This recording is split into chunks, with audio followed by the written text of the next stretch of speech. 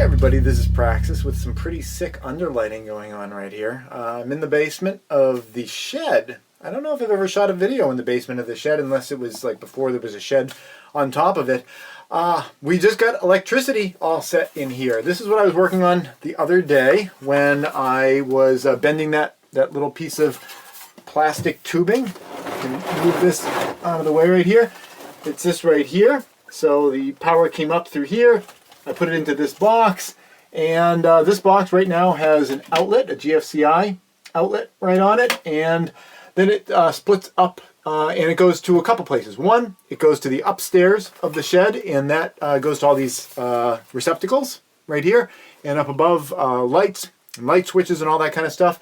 And the other run comes over to this right here. This is going to be a switch for lights down in the basement area.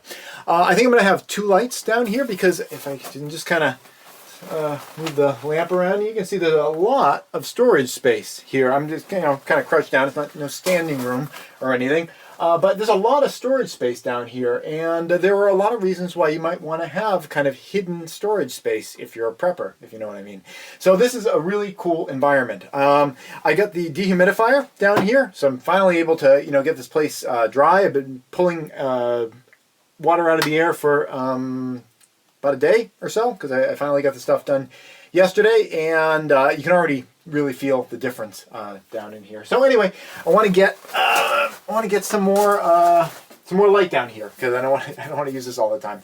So that's going to be the switch. I'm going to run electric lines, some Romex cable along the wall here, and I think what the plan is, I'm going to have it come out to here.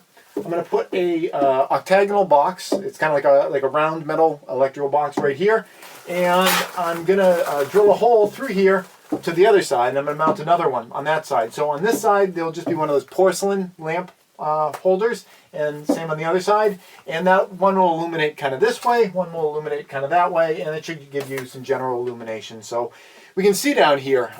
Again, we also have the power, so we can keep it dehumidified. And there's a lot of storage space down here. If I wanted to store food, this place stays reasonably cool. So I can store some food down here. Presently, what I've been using it for is the type of things that don't mind being in a wet environment, like kids' plastic toys and things of that nature. But I'd really like to be able to use this for lots of other things as well. So this project's been going really well, and this whole structure, again, I'll reiterate, it's a really nice kind of mini house. A lot of storage down here. The top level is good for your daily kind of living, and there's a loft area where you can put a bed. So if you're ever going to create kind of like a retreat kind of situation where you want to have just a place to go, you could build something like this. People say, well, I don't have the money to build a whole other house at another retreat. You can build something like this for the cost of like a used car, a good used car, but like the cost of a used car. You can have a home that you could fit a couple of people in here. Would you be bumping shoulders with each other? Yeah, you better like them.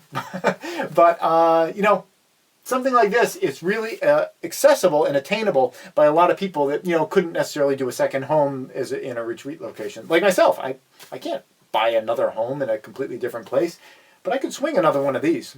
That's it. Thanks for watching.